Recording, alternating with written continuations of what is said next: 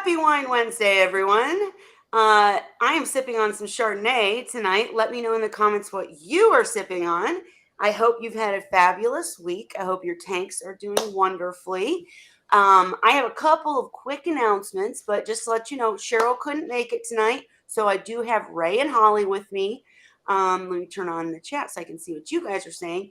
Tonight is going to be just open chat. Okay, guys, here's the download. I told you guys I got the promotion at work. Well, to do the training for this new position, they're making me come in at 5 a.m. Okay, can I just tell y'all? When I told Ray and Holly before we went live, Ray was like, so what? I gotta get up at 5 a.m. every morning. Not Me this too. girl.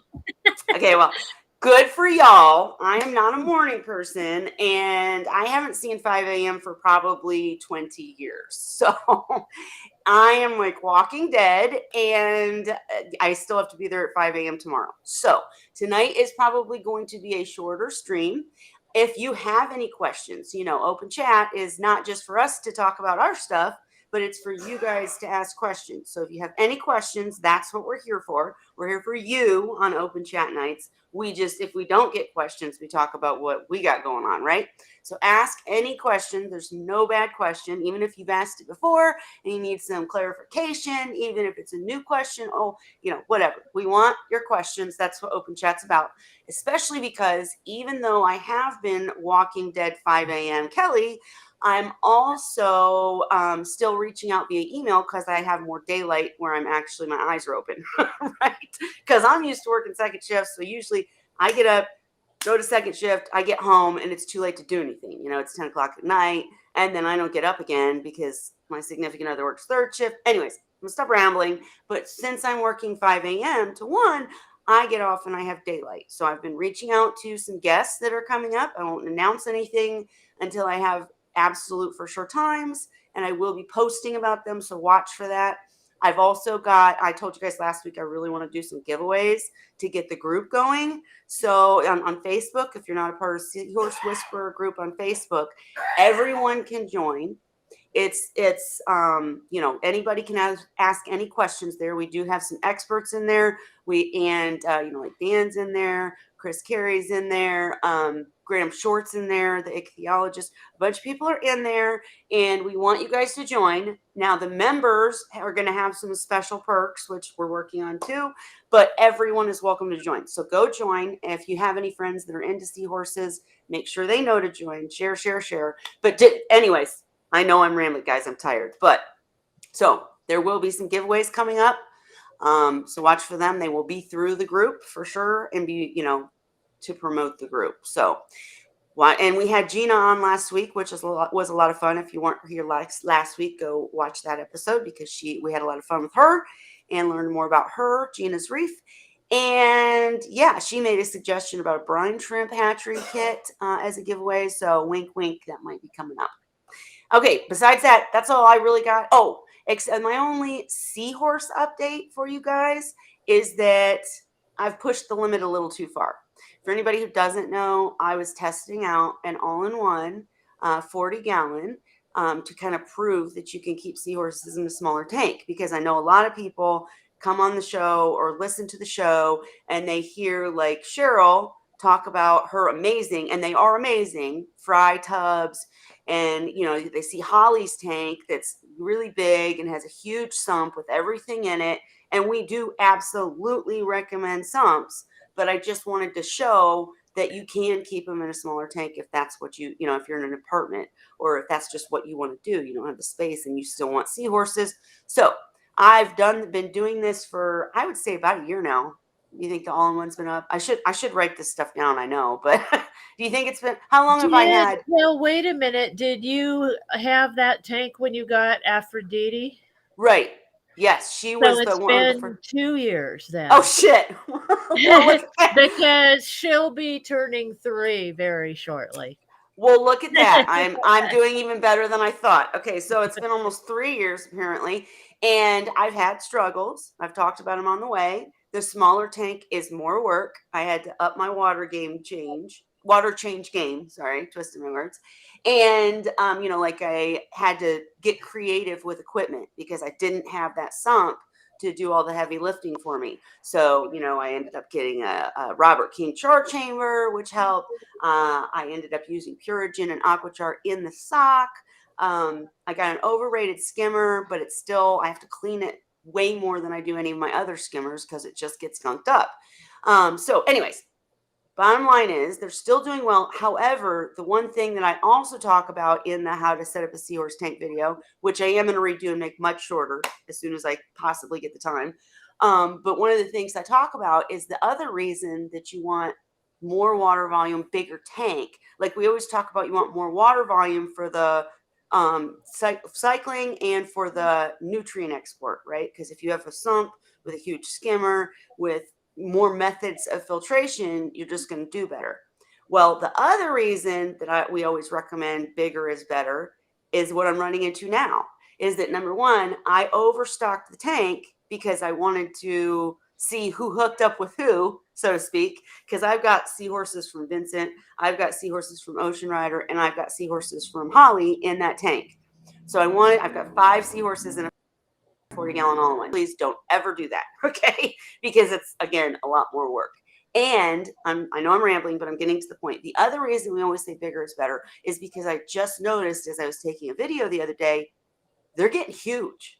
I mean, they're just getting huge. And it ends up like everyone's kind of gone away from the height recommendation for Seahorses because it's been proven that it's not technically necessary, right? Because Harkins Aquatics had a bunch of experiences with a very short tank where the Seahorses still bred very well. It was a very long tank, so it was still a lot of water volume, but it was short and the Seahorses bred well. So we've gone away from the height recommendation, but I just know that when I look at the tank and the Seahorses, literally when they swim up, they're jumping out of the water because they're so big. And when they take off at that, like, oh, they see me coming, they know it's feeding time. In the 65-gallon, which is very high and has the sump, you see them and they're swimming and they're all over and they're right up at the glass, saying, feed me. But when I see them in the all-in-one, I think I posted a video in the group where like she's jumping out of the tank. Literally, her head's coming out of the water.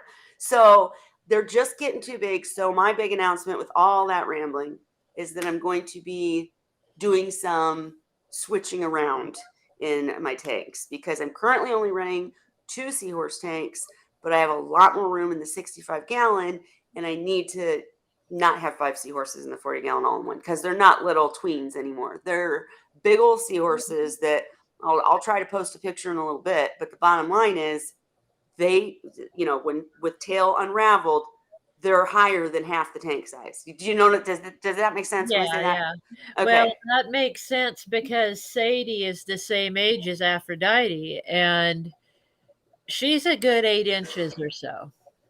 Right. She's a big seahorse, and yeah. So if you got a tank, I think my I think that's actually exactly right because I think the all-in-one is only 16 inches high. It's not even the average 18. Yeah, wow. It's like shorter. I didn't get the cube. Mine is the long, short one. And so when they see me coming with the food, or they see me coming, period, because they just love me, of course, then they start kicking up. And when they get full length with tail unraveled, you can just tell they need more room, is my point. Without all the rhyming. Hey, Zen Ginger. Hey, Coro Works. Hey, Fish Fam Link. How y'all doing? I got to get with Fish Fam Link on the side because I think what you guys are doing is really cool. And I definitely want to promote you guys and work with you guys. But anyways, hi to everybody. So back to the point. Holly, do you think I should how do you think I should rearrange? Because I've got 4 Seahorses in the 65-gallon, 5 in all-in-one, which doesn't make any sense. But I wanted them to hook up. Those are the ones I want to breed. So should I just leave 2 in the all-in-one? I would leave 2 in the 40-gallon. I would only keep 2. The only problem is none of them have given me fry yet. So I don't know which 2 to leave. Vincent Seahorse, all the girls love Vincent's boy, okay? I named him, I think, but I forgot the name. Sorry, guys, I'm really tired. But everybody loves Vincent's boy. Aphrodite's really shy still. So, you know, she heard, I mean, she's not, she's like, this is my corner, leave me alone. She'll interact with the seahorses, but she's not really, she likes Vincent Seahorse, but she's not pushy like the other ones, right? She's more Maybe like, she's like Sadie and wants to be pursued. Sadie likes it when the boys chase her. and the boys do chase Boy, her. So yeah, boy. so maybe you're right. But so and then I've had the Ocean Rider mailed along. I've only got 2 males in there and then 3 females. And so the Ocean Rider male and Vincent's male are the 2 males, and Vincent's is younger, but the girls like him more. The girls don't seem to like the Ocean Rider male, and even though he chases them around, and I've thought twice now that he was pregnant and then he wasn't, I'm kind of like, I don't want to get Fry in the 65 gallon because that's been in my experience in the past. That tank has an overflow box. It's not drilled, right? So it's a pain in the you know what trying to catch the fry in time so they don't end up in the zone. Maybe leave the male from Vincent with Aphrodite, who's shy, and leave them as the only 2. And maybe she might come out of her shell when there's no competition and he's the only other male in the tank. That's a good idea. And the And other, just see what they do, see what happens, and then maybe if you feel like nothing's going on, maybe switch them out. yep. And what I was going to say is, I do want to say for the record, we definitely don't recommend swapping seahorses in different tanks because, for instance, cross contamination, right? All my tanks have separate nets, separate everything. But in this case, I've had all of these seahorses for years Yeah. already, right? So it's not like I'm putting anybody new in or a different species. They're all Erectus, So just making that clear, we definitely don't suggest, jumping seahorses around all the time. This has just been, I'm not getting the fry. I need to do something because I want the fry. And frankly, they're just too big for that tank now. And that's what a lot of people run into with a smaller tank. You can absolutely do an all-in-one. I've proved it. And if you only have 2 or 3 seahorses, you're good. But if you try to push it like I did, and it's easy to want to push it when they're little, They grow. because That's the thing. because When you get them, they're a few inches, and then they get maybe like like this, 4 inches, and then they're like 8 8 or inches. 9 inches after a couple years. So yeah. And my purple seahorse, one of my first seahorses, the one that gave me all the fry, he ended up like, I swear to you guys, like 12 inches. I swear on everything. He was huge. Even in a 65 gallon, you were like, what? How is that massive seahorse in there, right? So just keep that in mind. I'm telling you guys the struggles I'm having so that somebody else maybe down the road doesn't have them. And hopefully you guys are all, really smart and do huge tanks with sumps and wait for them to grow and don't throw a bunch of stuff in there because it looks empty because you know that they're going to grow.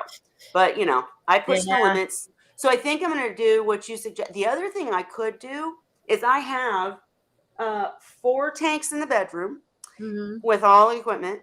I have one 90 gallon in case I ever do get fry going again. I kept it, the big, huge Starfire. Is that the brand? The thick tanks. Does anybody out there know that I brand? don't know my brands really. It's not Starfire. It's I want to say SCA, but is that the skimmer or is that the tank? Anyways, I'll show a picture later. But it's this huge, very thick glass tank that I put up when I had fry before, when I had adolescents. So when I had like 40 seahorses and I'm like, oh my God, they're getting big. What am I supposed to do with them? So that's all these tanks are sitting empty. So what I could do is I could start up a small, just like almost hospital style tank and put 2 in there. But Ray, is that a bad idea? Because that's just more work for me and we all know I'm lazy? Or what do you think? Well, if you're putting 2 in a hospital tank, then you're going to be changing water all the time. Yeah. Right. So you're making more work for yourself. Yeah. That's true. I want fries so bad. And I know they're not giving it to me because I'm pushing them. Yeah, I've been debating stuff too because I have 2 tanks like you. I have what used to be my grow out that is now, I call it the tiki tank because everybody's grown up now. And they aren't breeding either, but there's 6 of them in there. There's 1 male and 5 females in that tank. And then in my display tank, I had 4. Remember, I had Scrappy Doo, Candy, and Dandy and Sadie in there. And Candy passed away. Right. I put her through, I don't think I announced it here, but she kind of got the same thing that Scrappy Doo did, but she didn't last much longer than the freshwater dip. And it's interesting because she's the one that I've suspected had issues for years, but she never reacted to a freshwater dip. And this freshwater dip, she did, but it wasn't a major reaction like Ray was talking about. It was, I don't think it wasn't even as much as Scrappy Doo did.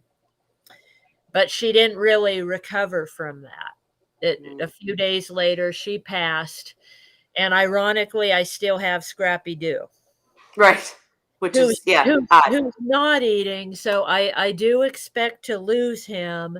So that's going to leave me with only Sadie and Dandy in a 55-gallon tank with my goby and 2 crabs. And I've thought about getting more seahorses, but then, I mean, I'm dealing with other stuff in my life to where I don't know that I want to prolong having seahorses. Sure. I might want to be heading for a break at some point so I can do other stuff. But I mean, they're happy together, but I'm not sure, like, with just having the 2 of them alone in the 55-gallon with my 1 other fish. I mean, is that acceptable, or am I going to have problems with? That'll be just fine. Like, yeah, they'll be fine. You think if I decide to switch to something else later and add something else, am I going to have to add more ammonia in my sample? Like, the biofilter is kind of what I'm thinking. Is it going to reduce what it's capable of, or how does that work? No, it will go down, but the thing is, right, if you're going to add something in the future, you're not going to add it in a big way. Right. So like 1 at a time or something and let it build. Or one pair of something. Uh-huh. And when you do that, you can still monitor things. So worst case scenario, you might have to put some Chloramax or Prime in. Gotcha. But like I have mentioned in the past, I had a tank of Barbary that I put in a tank that was set up the day I got them. Right. Which we don't recommend for anyone new, but absolutely. Just have to monitor and work through it till it's stable. Yeah. And I totally agree with what Ray said. Basically, if you have a tank that is cycled and set up for a pair of seahorses or 3 seahorses or whatever, and you want to add more, the key is monitoring it. You know, once you add them, have Prime or, you know, what any kind of it's not a conditioner, it's a dechlorinator, and it's an ammonia, not blocker, but it turns ammonia into ammonium, right? It binds it, right? So that it's not painful or not as bad. It's all bad, but it doesn't hurt the seahorses as ammonium. And then you have time to deal with it. So have something on hand in case. Add things slowly, whether you're just starting out or you're redoing your tank. Add things slowly and test. That's the main thing. But I wouldn't sweat it. Like, I wouldn't be worried about it, you know? Yeah. Yeah. And they seem happy together. I mean, Scrappy Doo hasn't been socializing as much. You know, he's slowing down. He still gets around the tank. He hitches, and I don't know how he does it, frankly. But they're hanging just pretty much together, and they split up and go separate ways like they've always done during the day. Sometimes Dandy goes exploring to the other side of the tank. She goes and does her thing and maybe visits Scrappy Doo. but they always get together for meals and eat out of Dandy's little shell, and they sleep hitched near each other. Mm-hmm. So I think even if it's just the two of them, they'll be fine. And why stress the the relationship by adding other seahorses and Right causing now. Right. competition? So I might Well, just and that's put two in there because they're getting older. I mean, Dandy especially, he's almost 5. Sadie's younger, she's 3. And I kind of would like to give her a chance to get, because I think she might breed. She was interested in Scrappy Doo off and on, but like your Aphrodite, she's kind of shy. mm-hmm. And he ended up pairing up with his mom, Candy. And Days so of our lives, days of our days of our seahorse lives. lives. And then of course Dandy's handicapped and can't really Sure. participate in those kind of games. So but she loves him. He's her favorite, and they're buddies. So They're happy. I yeah, think they're happy. honestly, like 2 seahorses and a 55-gallon with a sump and like Hmm. some other critters. I Hmm. mean, that sounds like the easiest to care for, Hmm. best for seahorses tank. Like that's what I would do if I Hmm. could, And and maybe if I get was just another starting out. fish, a different kind of fish, like a cardinal or Yeah. something mellow to live there too. Yep.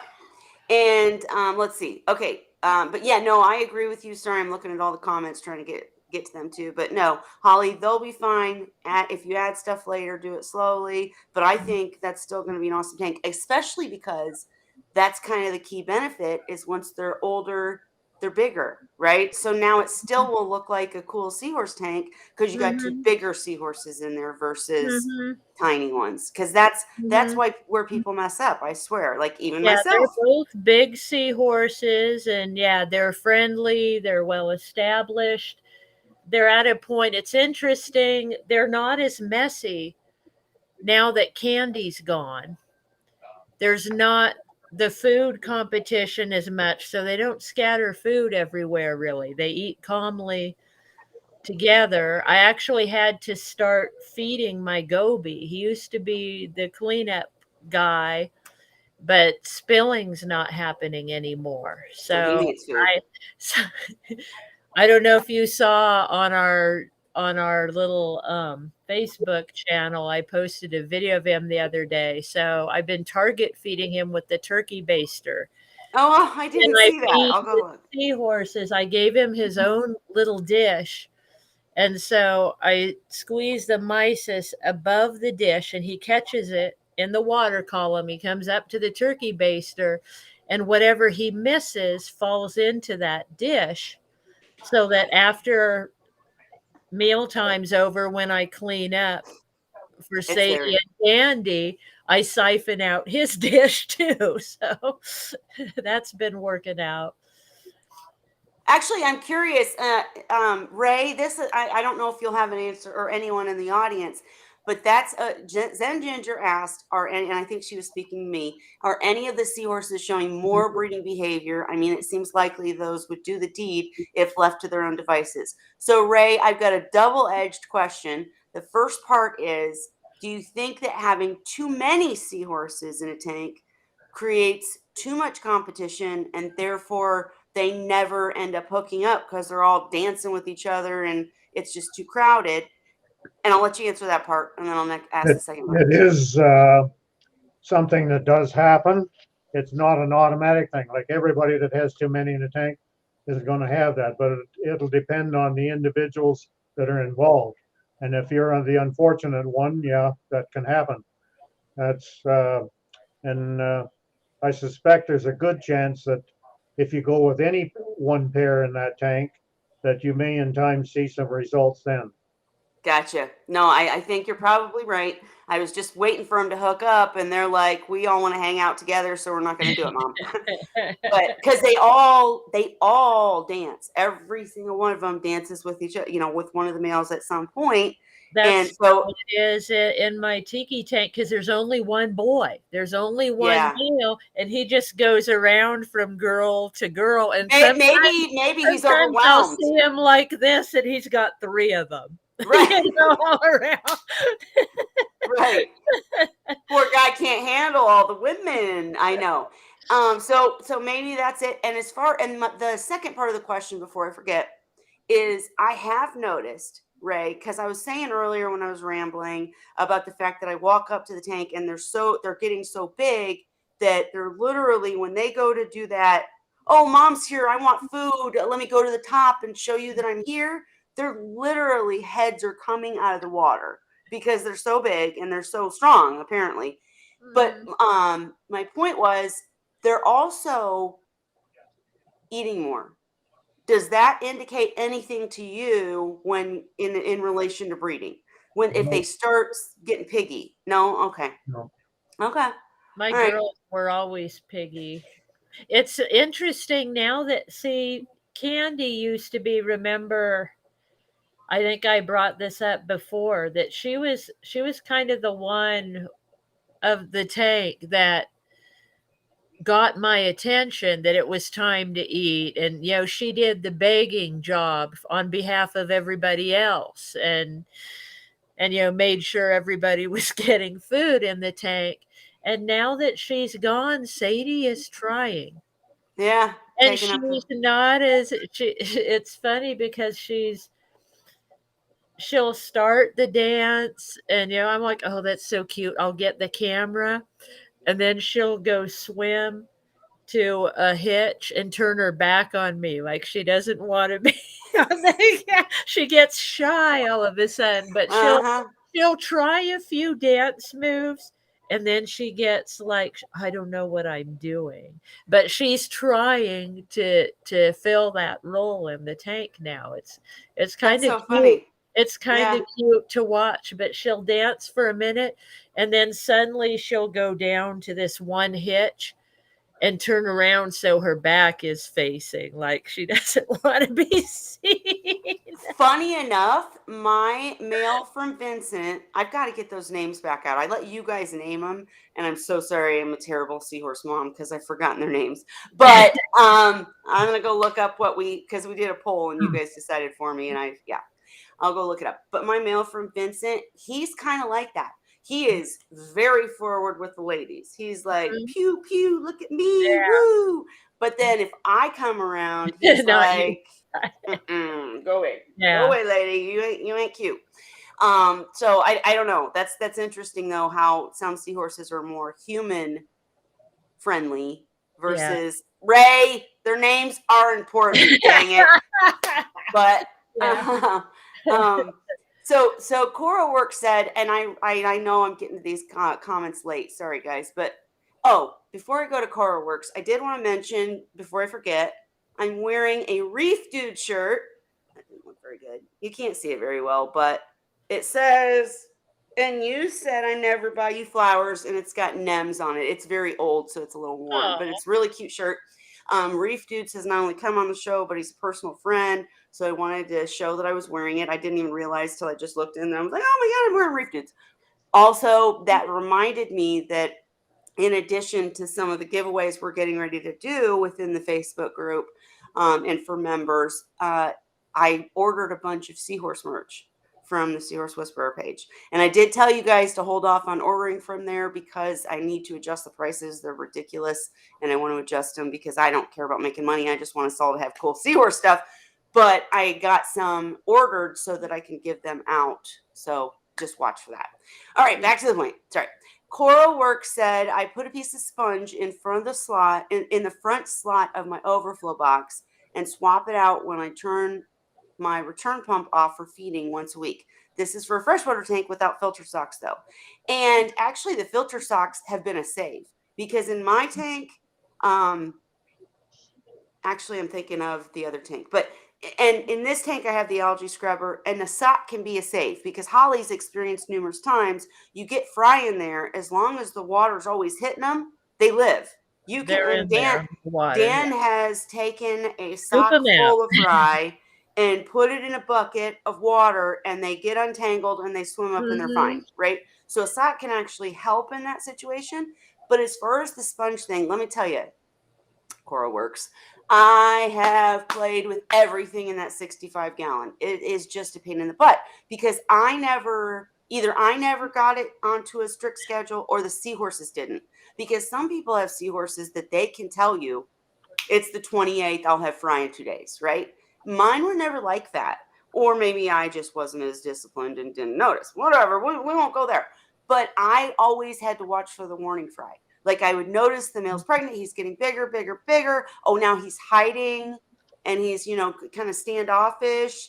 Oh, he's shaking. He's doing the labor dance, which is, I have a video of that somewhere too. I'll try to find it. But they literally have labor pains, and like for a day they act like they're seizing and stuff. And then you'll see one fry, and it's the warning fry, and that was always my key. So I literally had a week where I was scared every month that the fry was going to come and I was going to miss it, right? And so I have tried putting a sponge. I've tried the what's it called? Not wire screen. What's it called? What we use on the fry tubs. What's that called? The window screen. I've tried window screen around the things. My problem is, in that tank, I had so many Seahorses at the time, this is years ago, that it got gunked up so quick. And then I'm like, my significant other's like, you're gonna overflow the tank and the house is gonna be watered, okay? Because it would get blocked, right? No matter what I did, it was blocked because I fed so much and I had so many Seahorses in there. So I don't think that's a bad idea for sure. But yeah, I'll have to post some pictures of what I've done in the past because just nothing seemed to work for me. And I always had to just be on it and know, oh, there's the warning fry. So now, like, I got to really watch and maybe put up the sponge that day. You know what I mean? Like, if I caught the warning fry, I knew I could put something in there and I'd be fine for the day. I'm talking about if I left it in a week or two, not knowing when he was going to have them, then it'd get gunked up and stop the flow and blah, blah, blah. My male that had fry surprised me every time. But the one good thing was he was consistent. He always gave birth at breakfast, like right before breakfast time in the early morning when I was getting ready to feed them. He'd have fry. So I was lucky. I caught most of them, and there was a few times, like we were saying, that they did go down, into the filter sock. But I remembered somebody on here telling me, I think it was Dan, he said, don't pull the filter sock out of the water, pull it out of the bracket, leave it in the sump, and get yourself a little cup and just scoop them out. Sure. Because once they're not plastered to the sides, they just start swimming around in the sock, when there's no water pounding it, and you can just scoop them out. So I didn't have any issues really, thankfully. Sure. No, I get it. And Ray, you said once a week, not recommended for Seahorses, twice weekly, much better for what? What are you talking about? For that sponge that he was changing out once a week. Well, he was talking freshwater, so right, but I get what you're saying. Yeah. And let's see.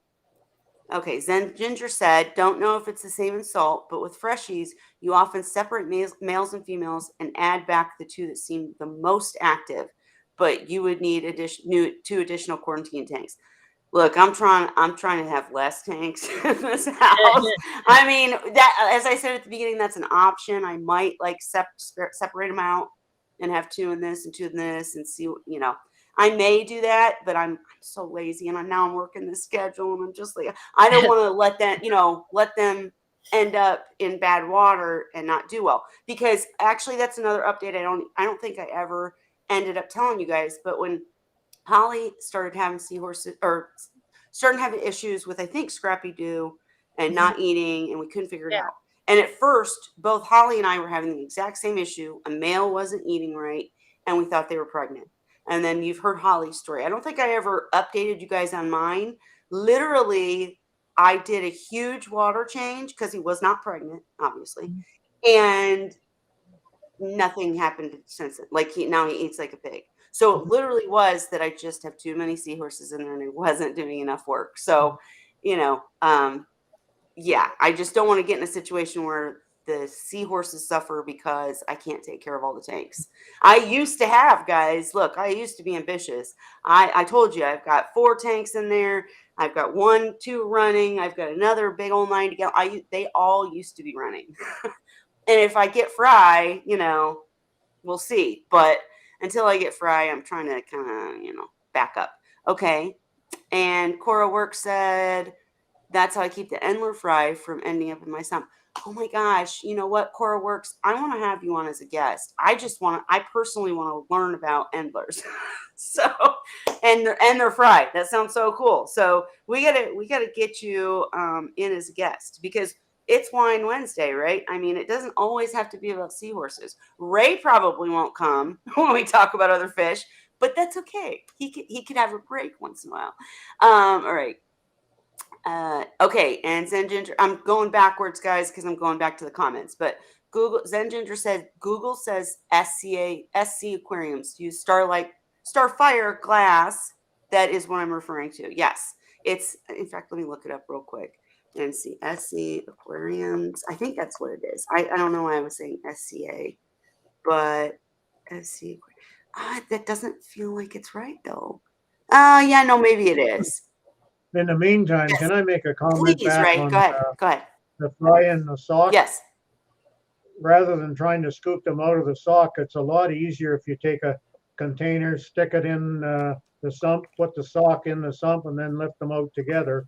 Transfer them over to a container where you can invert it and let them all swim out. Oh, let them swim out of the sock into the container. Yeah. Right. Yeah, That's what you can, that's what Dan said. you can reverse the sock and make it much easier. Mhm. And it's a lot easier than trying to mess around within a sock because a lot of the socks don't have a large enough diameter to put anything in there to capture them and get them out. I use a Dixie cup. That's how I catch them in the tank too. Too much work. I used a Dixie cup. Well, you got to remember Sandy didn't have that many fry. He was having batches of like 20, 13, 50, 60. His biggest was one time he had 163, but most of them were well under 100. So, I can remember the eye between 600 and 800. no, thank you. Right. But yeah, so when every I couple of had to weeks. catch them in a sock, I'm talking there was maybe 5 of them in there, not like 20 or 30 or 100. Right. Okay, so real quick, I know we're jumping around, guys, but I think that Zen, you were right because this is the tank. I don't know why. Sometimes it's called SEA, sometimes it's called SC, but it is Starfire. It looks identical to this 90-gallon cube. This is it, right? So, and I will announce too, if I don't get a Fry or Adolescence within the next year, I'm selling it. So if anybody wants to buy it, let me know. But yeah, that is the correct one. Thank you for helping me out with that. And hey, Chimp, I just saw your comment. What else we got here? I did put up the link to the Facebook group, so don't forget to go join that. And Cora Works wants to know, Ray, Chlorum X is the same as Amquel, right? Or do you know? Is which? Chloramax is the same as Amquel, right? I've never heard of that part. All I know is Prime and Chloramex, and I chose Chloramex because the transshippers overseas always picked Chloramex because they had better success with it. When they shipped, they would put Chloramex in the bags so that when their clients opened up the bags, they didn't have to worry about the ammonia. The Chloramex neutralized it. Okay. And I was kind of looking it up because I've never used either of those two. I'm a Prime girl, right? But I think when you're looking at these products, the key is you want to find, like with Prime, like I said, it is a dechlorinator and all that good stuff. But the main thing is that it converts ammonia to ammonium. So that's what it should say somewhere. I mean, because there are ammonia blockers, and you don't want those, because then I don't want to go too deep into that whole scientific stuff because I'm not good at explaining it. But we'll get somebody in here to explain it. Well, basically, you guys know nitrogen cycle, ammonia, nitrite, nitrate. But if you've got if you're blocking the ammonia, then the amount of bacteria that eat the ammonia, not eat, convert, excuse me, I always say eat, that'll go down because there's no ammonia, right? Then there's not enough bacteria to eat the nitrate, and then the nitrate. I'm not explaining it well. Can anybody else help me with this? All I Explanation? know is that with the Chlormex, it binds it, Binds it and instead of blocking then it. as the system can use it, it'll take it out and use it. And in the meantime, there's no lethality there. Thank you. That's the perfect explanation, is when you're binding versus blocking or removing, you're still utilizing the ammonia. It's just not harmful to the animals anymore. If you block it or it's a remover, you're taking it out and it's not utilized by the tank. Perfect, Ray. Thank you. And then we talked about editing the fish fam link. So guys, then Ginger changed this. So now the fish fam link has the group instead of Seahorse Whisperer page, because I don't do much there. I know I've been slacking in the group too, guys, but it's just this. It's as soon as I get back to second shift, I swear I'm gonna get all this stuff going. It's just been it's 4 weeks and it's been rough. I'm in my first week. 5 a.m. is not my time. I'll tell you that. And hey, Gina's Reef is here. Zenny's here. And it doesn't show when I try to show it through Restream, but Zen Ginger is using her member only emoticons. Don't forget, if you're a designer or you're good at artwork or anything like that, I need new ones, because when I tried to make them, I put wording in there so you can't see the wording very well. It just kind of looks blurry because I tried to put too much into it. I'm looking for anybody who wants to make us some new emoticons, because we need to have them for sure. And I think Gina's Reef said, even small changes in temp can often trigger eating more or less. I wonder if your inside temp has fluctuated with the seasons and changed their metabolism. Interesting point. But in my house, we have like really, really good central air, right? So I've never used heaters or chillers in any of my tanks. I've just gotten lucky because I live in Indiana. The weather does fluctuate, but I'm worse than the Seahorses about not wanting temp to fluctuate. I don't want to be hot or cold, right? So I keep that thing set to wherever feels good to me. And it always, like, I typically keep the house at like 74, and then the tank stays at 71, 72. So 74 is warm. Huh? 74 is warm. Well, for humans, you think? Oh yeah. I like that temp. I But get cold a lot. This year we've been cooler so far this year than average. So like today it was only a high of 73 outside, and that's like perfect. I love that temperature. I love like mid 70s, and Yeah. it's made it to where my tank's staying right about 69ish, 70, in there. So Which I was gonna say, because somebody else in this house is not like me and isn't a princess and doesn't change it to their specifications all the time. Someone else in this house likes to try to keep the temp to where we're not spending a bunch of money on heating and cooling, right?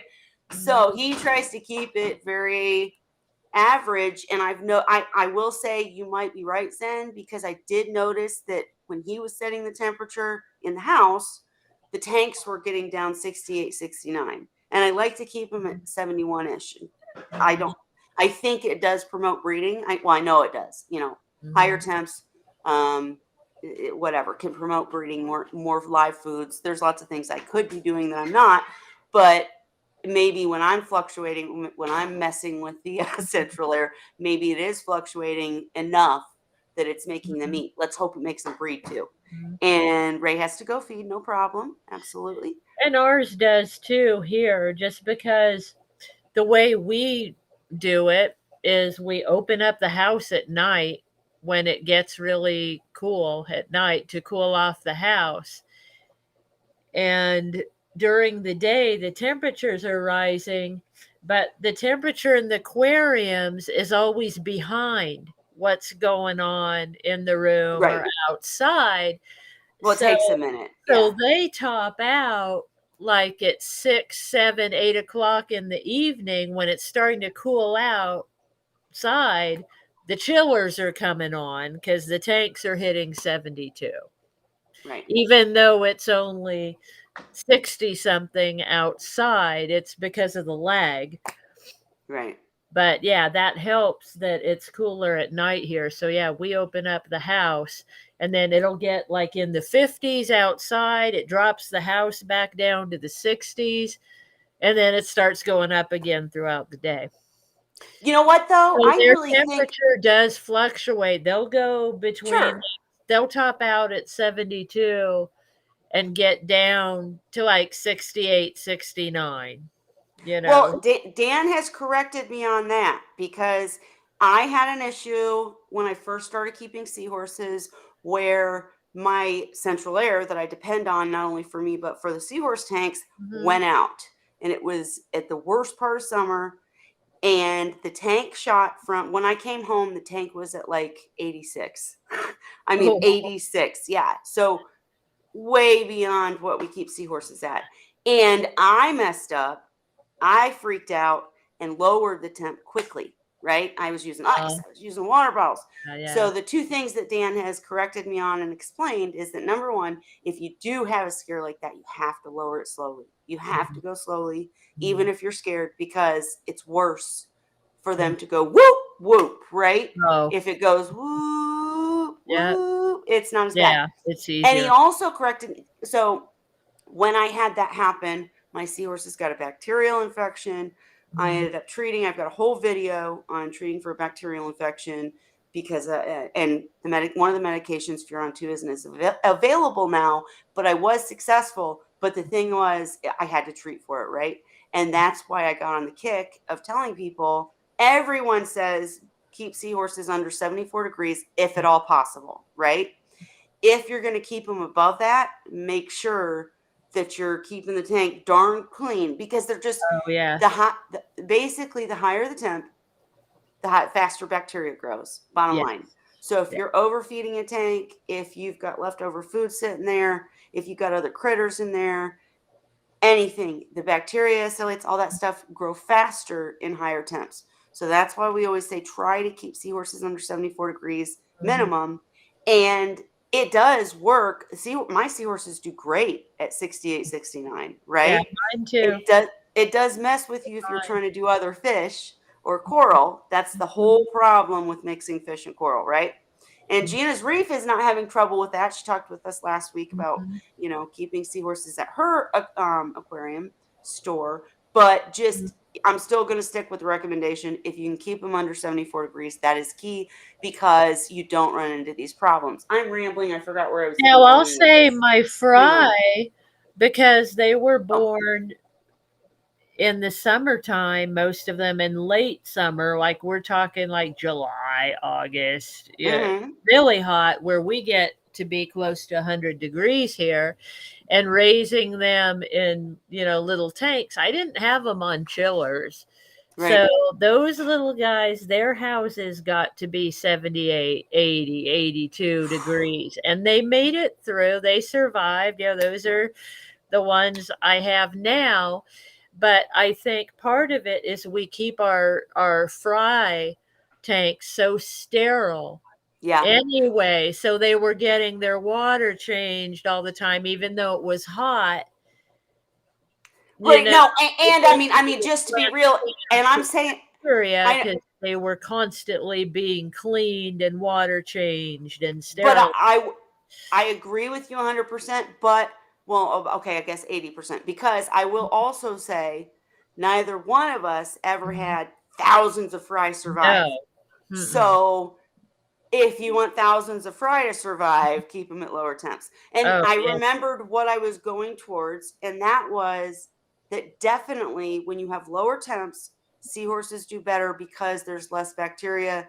Well, it's not growing as quickly, is the way I should say it, but they don't feed as quickly. I've noticed in cooler water, they're just not as fast, and they don't seem to breed as much in cooler temps. Ray, you want to correct me on any of that or any thoughts about that?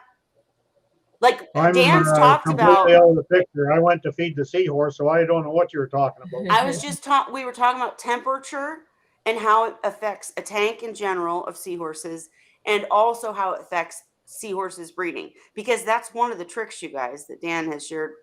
You I know, changed the temp. if you raise the temp, you don't want to go too high. I would not suggest above 74. But if your tank typically sits at 69 and you raise the temp to 74, they're going to think the season has changed and it's time to breed, or whatever they think. I don't know what they think. I don't know what I shouldn't speak for seahorses, but for some reason that makes them get frisky and happy. And then you lower, you want to lower it back down, because just the lower you can go with seahorses, the better, because it keeps the bacteria growing more slowly, and then you don't have as many problems. But again, when you run into, do you want to keep other things that need higher temperatures, or whatever. I don't know. I know I'm kind of rambling, but Ray said it best. All right.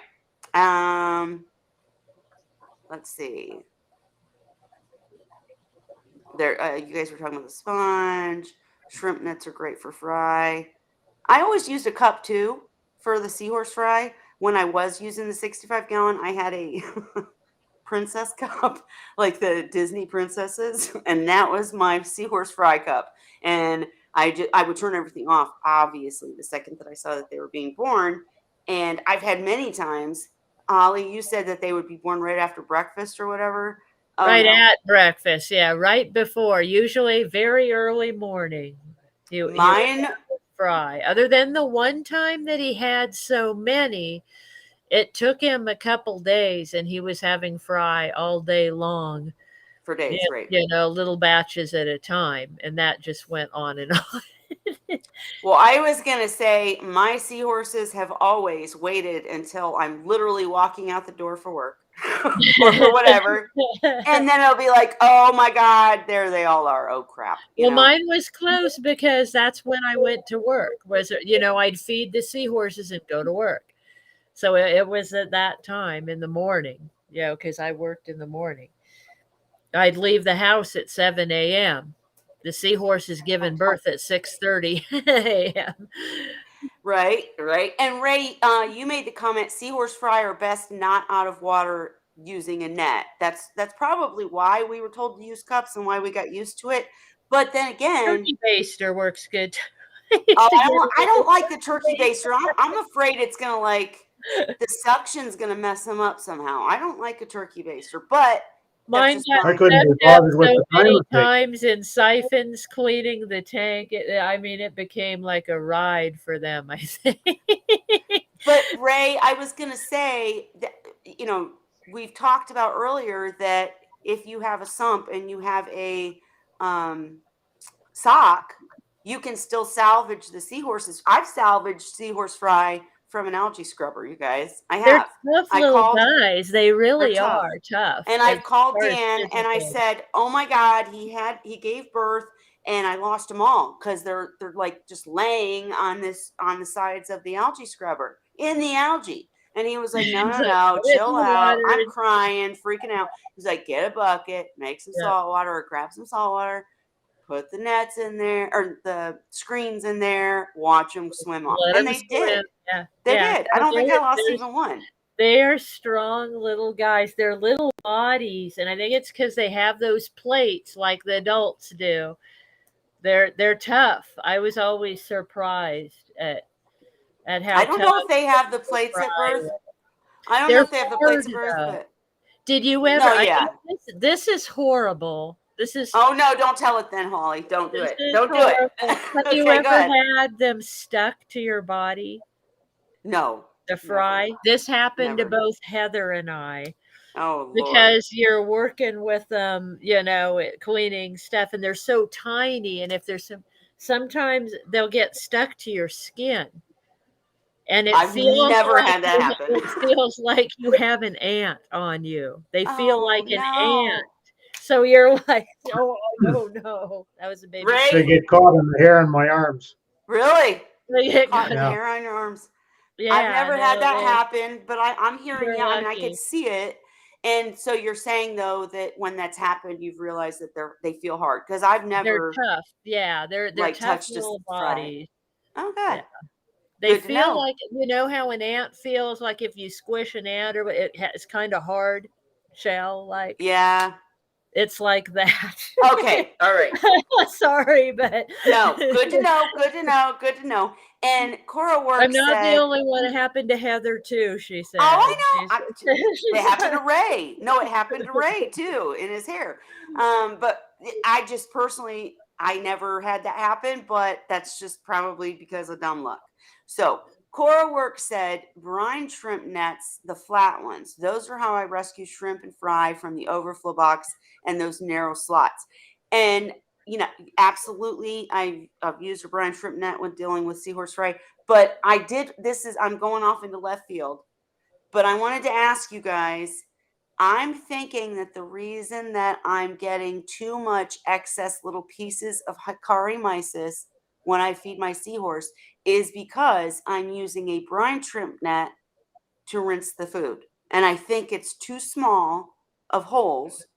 And I think it's Mhm. capturing too much of the gunk that I want to go out. Ray, what do you think? Oh, sorry, I was on another Could topic Oh, here. I sorry. got lost. Sorry. What could were you be. asking? Just is using a brine shrimp net to rinse your Hikari mysis or your frozen food, is that a bad idea because it captures too many Holes of the are too small small. pieces? Yeah, I use a more open mesh. Okay. I use a I think kitchen that's my sieve. mistake. I use Okay. like a kitchen sieve actually with small mesh, but yeah, the kind you use in your kitchen, a little one. Find something that will only allow the full size pieces to go through. Just experiment with different sizes, remembering that you've got to keep from washing through the ones that go through head first or tail first because it's a smaller diameter than if they go sideways. Gotcha. Well, I'd rather lose more food than continue having to suction out little pieces they won't eat. It's a pain in the butt, and I get too much of it. I literally put the food in, and I'm like, they're not going to eat that. They're not going to eat that. They're not going to, and I'm ending up having to replace too much water, right? So no. Mhm. Anyways, you guys are talking about Dr. A. I'm gonna get with Gina on the side to find out who Dr. A is in Peru, but he apparently has Starlink. So yeah, I mean, put me in touch and I'll have him as a guest. Absolutely. Ray likes the AC. Okay. I'm trying to see if there's any other questions in here. Oh, thank you, Fish Fam Link. We appreciate all of the people on Fish Fam Link. Diary1.com. Okay. You guys are talking, all right. And Shyla said, I'm unable to unscrew my chiller to clean the filter. So it's not working like it's supposed to, and my tank's temp is high. Any thoughts on that, guys? I didn't know they had a filter in there. I've never done anything with mine, Really? honestly. And I think mine would be hard to get into also. I'd have to unscrew the cover. I don't really know what's in there, but it's always worked. So I don't know. It was really hard to program because remember, it's from China and the directions were really confusing. But I haven't had Right. any problems with the temperature getting weird on it. And I've been running it going on 3 years. So what are you supposed to do? I know that there are different chillers, and of course I don't use them, so I have no idea about any of this. I'm sorry. But what are you like if you think about it, you think about an RODI unit or whatever, you've got to change filters when it stops working as well, and you use a TDS meter to determine that. So how do you determine? Well, obviously you'd see the temperature go up, right? And that's how you That's determine what she something's wrong. said. The temperature was running higher. But I've never heard anybody say what they do in that situation. I haven't either, and I didn't even know that was a thing. Well, shit. Honestly, like mine, I don't think it came. I have all the directions and stuff, and even though they're confusing, I don't think it mentions anything about ever changing a filter inside of it. Yeah. So And I Shyla, imagine tell us more. there's probably different kinds. Maybe there's different ones. Sure. Yeah, that work differently, where you have to take care of them Mm-hmm. differently. No, I get you. Let's see. Shyla said, I forgot that I had to do maintenance as well, Holly. Now the screw is stuck. I use a Halia chiller. Yeah, Is that a and different brand than yours? mine's a Baoshi Shan. um, Let me grab my equipment book and see what it says in there. Yep, and I'm Googling as we speak. I don't think mine ever mentioned anything about that.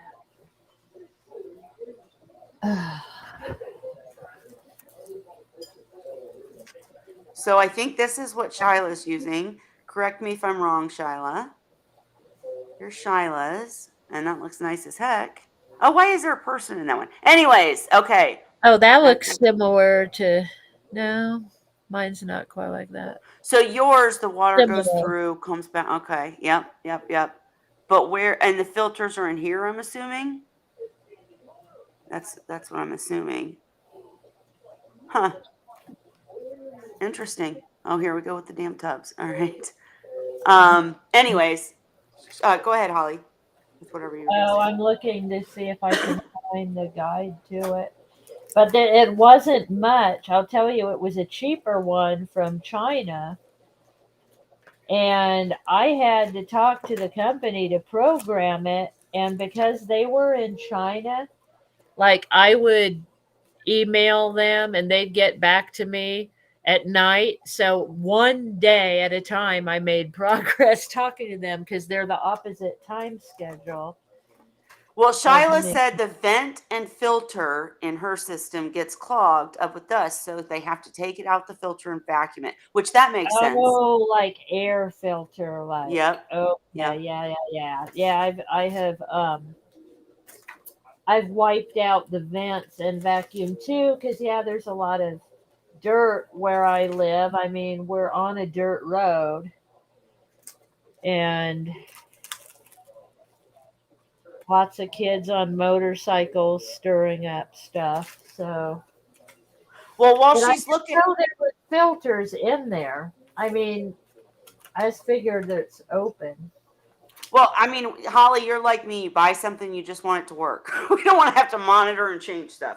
Yeah, and it didn't come with much instructions, honestly. And like I said, the constructions it came with were so confusing and messed up because it was Chinese and then translated poorly into English. It didn't make sense. So I had to really talk to them. Like the buttons, I don't know if you remember, because I think I programmed it as part of the thing. I sent you a video of it. Yep. And the buttons are so confusing. It's like each button has multiple functions. So you have to push it 3 times, hold it for 6 seconds, and then push it 4 times more. And then, Oh God. I mean, you know what I'm talking about? Yes. Oh, it was so. I guess with this new AI stuff that they got, there shouldn't be any problem with Chinese translating to be able to give us proper instructions anymore, eh? Yeah, right? Or maybe this is all planned. Maybe they planned it that way. Oh, we're not going to conspiracy, Ray. Nope. Hey, while she's looking, Ray, I wanted to go back, of course, because I'm on the fry kick. But aside from adjusting temperature and live foods, do you have any other things that are? Because when I first started keeping seahorses, I would get them and they would breed. That's it. I'd have fry. Now I'm getting seahorses and they're not. immediately. Did you have any tricks for getting seahorses to breed? No, I had some that never bred, and then I had others that seemed to breed all the time. Huh. Interesting. Well, anybody out there in the comment section, do you have any tricks for getting fish or seahorses to breed? Like, I'm just thinking the basic overall tricks, like raising the temperature slowly, gradually, and not by much with seahorses, but raising the temperature works, feeding live foods with a bunch of nutrition added, and yeah, just anybody with any thoughts. And then Ginger just shared Amazon Research Center links. Okay, and is that Dr. A? Is my question. Is that Dr. A? And Shyla just sent a photo. Okay, let's share Shyla's photo. Oh, I found my thing. I don't think mine has a filter. I think it's just in a box because it shows it and it just shows cooling vent. It doesn't show any filters inside of it or even talk about them. Okay, hang on. She sent it to the group. Okay, here is Shyla's instructions. Let me try to get it up. I'd have to open it up and see what's in there. And since it's working, I don't want to mess with it, frankly. Sure. So, but Shyla's came with instructions. Can you guys see this? Yeah, so it shows a filter in there. Yeah, see, Yeah. mine's cheap. I don't think it has such a thing. Well, seriously, I think it's just a box with coolant. The water goes in and it comes out. So with Shyla's problem though, she can't get the screw off to Can't change get it it. So doesn't okay. And Ray, you said what? You No, might if have that motor doesn't get cleaned out, the restriction is going to make the motor heat up, and if it heats up enough, it'll fail. So does she just got to get somebody who can You do gotta it? get a Bottom line? tool to do someone it. Like to my clean 'em. husband working on cars, you can get tools that'll like strip out a screw or whatever. You can do it. You just need the Find a right. machinist that works in a factory. They know Mhm. more about that kind of thing than an automotive mechanic will. I know I'm Sure. an automotive mechanic. Well, I was gonna say, like, that frustrates the heck out of me. The reason that I sometimes repeat what people say and kind of like, I don't want to say dumb it down because I'm saying it for me and not just for you guys, but for me, because when Cheryl starts talking about, oh, I used an A-line screw and the Yeah. 25D saw, I'm like, okay, can you show me a picture? Because I don't know what you're talking You about. probably need a wrench and somebody strong can get it off. I mean, I have Scott do stuff like that for me sometimes. Like I can't get screws out or whatever. And it sometimes just takes somebody that has the right strength and the right tool to do it. Right. And I'll tell you, I'm terrified of that shit anymore because I was so proud of myself when I built that 90 gallon that we were talking about earlier for my adolescence because I had too many survive, which was a great problem. But I built I mean, it was my first drilled tank, to be honest. All my other tanks had overflows or were, smaller tanks that I had whatever kind of filtration on. And so it was my first drilled tank. Even my reef was an overflow box, right? So sorry, I'm rambling, but this new SCA drilled tank, I did the plumbing myself. And guess what happened? It leaked. Take a guess. It leaked. Yes, it did. Me. I would Yep. have. I swear. Gina said, find a mechanical guy and offer Yeah, beer. offer him a beer to do it. There you go. Or get a Gina because Gina can do all that cool stuff too. And okay. All right, guys. What else? Because I did promise it was going to be a shorter Wine Wednesday, and now it's 9:30. Any questions you guys have or anything you want us to chat about? Say so now, because I'm going to end it soon. But Holly, Ray, anything else from you guys? Nope. How is your final guy doing, Ray? Not eating as well right at the moment, but I went through a spell some time ago, if you recall, where he didn't eat at all for a long time. Right. And then for some reason started. Probably the only time I ever had a seahorse go more than 4 days without eating that started up eating again. But Well, everything that's about this interesting. seahorse is Done different. that This too. is Abdominalis, which is a large seahorse. this is the runt of the 6 that I had, and he's not any bigger than a standard size erectus, not even as big as a large erectus.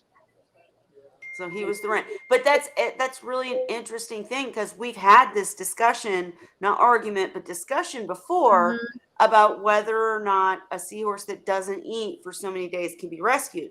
Because in my case, I've had a seahorse not eat for a week and then get better, return to life. I don't even know what happened. It was just fresh water, and he lived for years beyond. Whereas some people say, The oh, if they haven't scratching eaten for been 4 days, intermittent.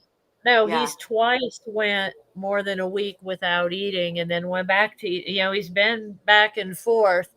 So I'm just leaving him alone now, and if he wants to live, I think he'll try to eat. And if he tries to eat, I'll try to feed him. I'm just letting Right. him do his thing at this point because he'd been, back and forth. And I mean, now that he's lost his partner, I don't expect him to really want to eat that badly, but Sure. he still hangs out with the other seahorses. Like he'll come and sit with them nearby while they're eating Sure. and move around. So I keep having hope. I'm like, well, maybe he'll decide to try a bite.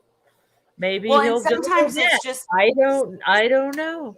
sometimes it's just something weird that you don't know, but I just wanted to Mhm. kind of bring it up because it's a good learning experience for Mhm. anybody who's new to seahorses. Because again, Holly and I had Mhm. this one week, many weeks ago, where we both said, my Mhm. male stopped eating today. We think that they're pregnant, right? And so Mhm. when a newcomer that just started keeping seahorses, their male doesn't eat, it's really important not to immediately throw them into medication or whatever. Whereas Ray, you would argue with me on that, right? You think that the second a seahorse stops eating, you need to medicate. Is that correct or No, no? Okay, good. Okay. I would say there's all sorts of things that you do immediately. If you see signs of a problem like some bacterial infection or something, yeah, you do it immediately. You don't wait. But when it comes to not eating, there's too many scenarios there that can be Okay. involved, and it's not an immediate thing then. Okay, But good. other than that, I would have to say most things, yeah, I would respond immediately. Right. No, but I'm just glad we're on the same page about that and making the point that if your seahorse stops eating, first step is go to one of the seahorse groups, either ours or Seahorse Sources group, or if you're a member, go to our chat and show us pictures, show us what's going on. Hey, Chris, Gary. But bottom line is, Holly ended up having trouble with the seahorse that didn't eat. I did not. Neither one of the males were pregnant. We were wrong, but it just went a different route. And, sometimes you don't know why, but the bottom line is observe. And when it comes to just not eating for a day, don't jump the gun and throw them in medicine or, remove them and all that. Give it a day. I know Gina's Reef. I just said I was going to end it. Chris Right. always comes when I say I got to be at work at Yeah. 5 a.m., Chris.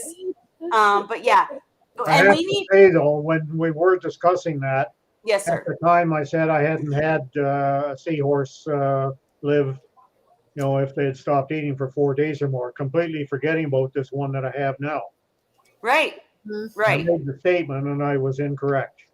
Well, I'm incorrect all the time. We give the best information we have based on our experiences, right, guys? And Yeah. everything we do is trying to help a new seahorse keeper, bottom line, and help each other in the community. So, sometimes we have to go back and be like, okay, so don't give up on a seahorse that this is the case. Let's talk about it further. Let's investigate further. But yeah, we're all just trying to help each other. Chris, you jumping in tonight? Because if not, I'm going to have to end soon. Like I said, I got to be at work at 5 a.m. But we need to have Chris get in here. He's been a ghost lately, guys. We need to know what he's been up to, is what I'm saying. Right? And plus, he's the best one always to help Shyla with her whitey eye because Right. nobody else can keep them here in Yeah, the U.S. Chris, So later on, go back and check. She needs you to come and unscrew her chiller. She needs the muscle. yeah, But Anyways, all right. What else do we want to discuss, guys? Because I'm crashing. I can feel it. I'm crashing and burning. Sorry. I want to keep going. I really do, especially since Chris just got here. Chris, anything you want us to talk about, or do you want to jump in? Because I can sure let you, but if not, man, you guys don't have any idea how tired I am.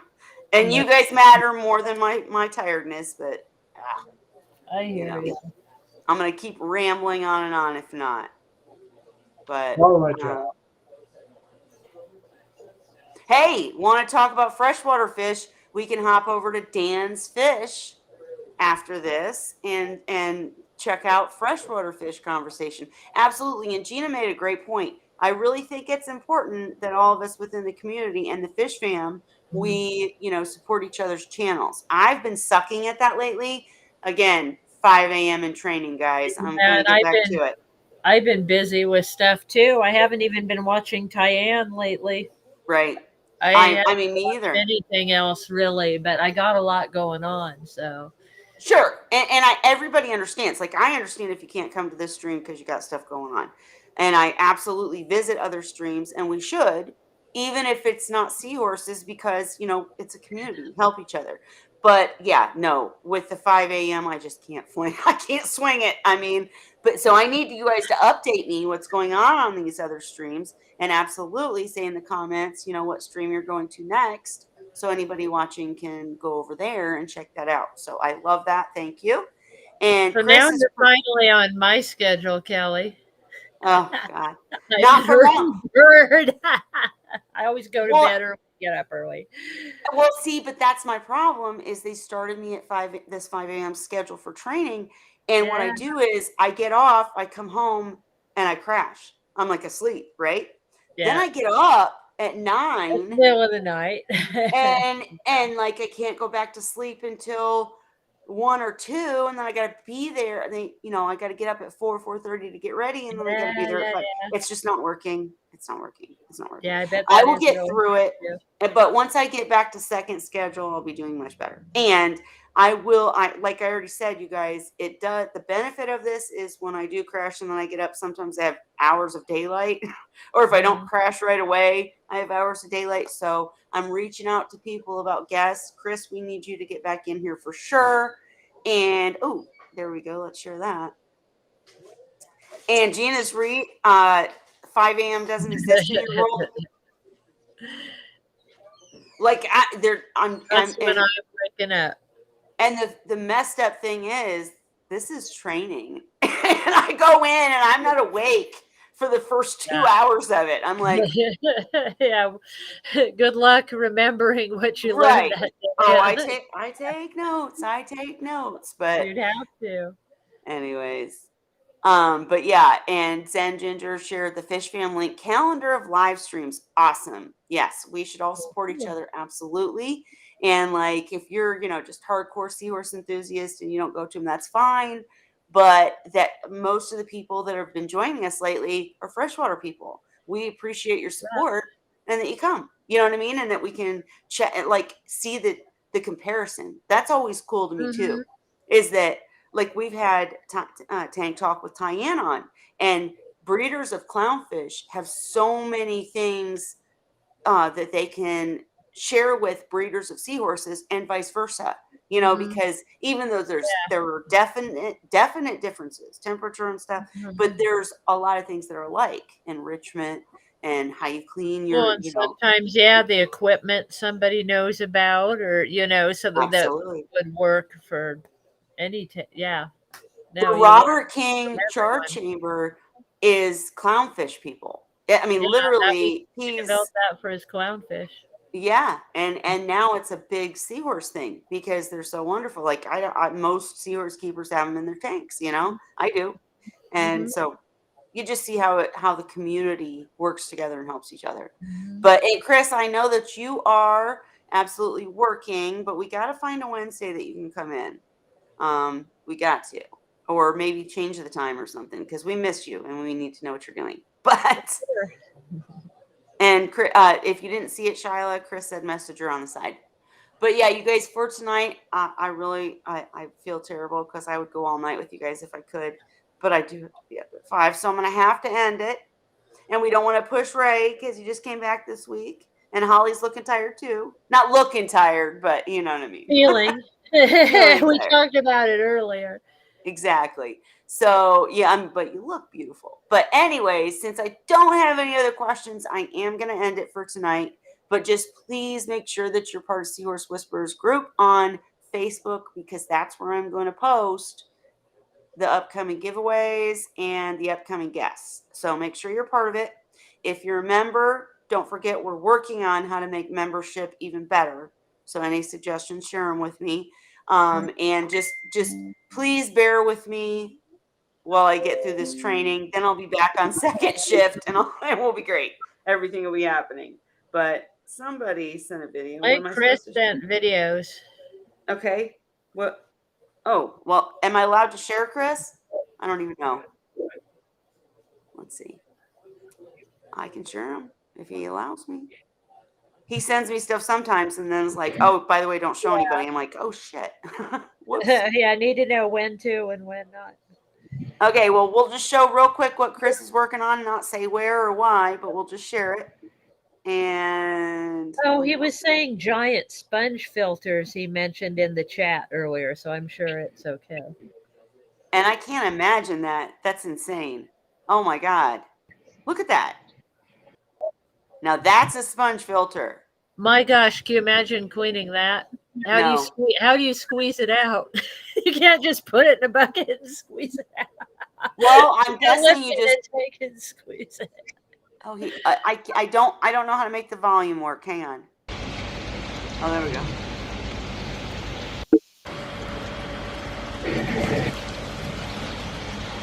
Cool.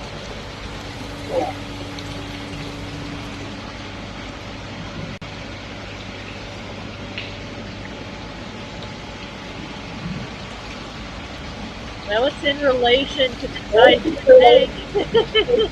Look at the difference, though, in the size. Yeah, right. Holy crap. I mean, and you know what? And that's a big sponge filter. The little one is a big size. Oh, for us. I forgot to stop it. I was going to say, sorry, it won't shut off here. Shut off. That's what I would love. I wish if I do start getting Fry going, like I wish I had Heather's Sea Shed, or I wish I had a Chris Carey to come plumb all my stuff. I mean, or Cheryl. I would love that too. Or Ray. I mean, because oh man, trying to do it yourself, that's why I try to make all the videos, guys, with these people, because then it shows. But even the videos, you're like, Cheryl took a part of Coral Life Skimmer and made a K1 reactor. That's cool, but who the hell has all those tools? I don't know. I don't. But it's still good information. Anyways, Ray's looking at me like I'm rambling on and on, so time to go. I'm ready. Ray's ready to leave. All right. Thank you to everybody who came tonight. I really appreciate you. Don't forget to tell people to join the group on Facebook so that they can hear about the upcoming giveaways and guests. And we just appreciate the support, and we love the community and sharing. So keep coming back and let us know if you have any topics or people you want us to bring on, like Dr. A, because that's what we'll focus on if you ask. All right. With that, guys, let's say Happy Wine Wednesday, and we'll see you next time.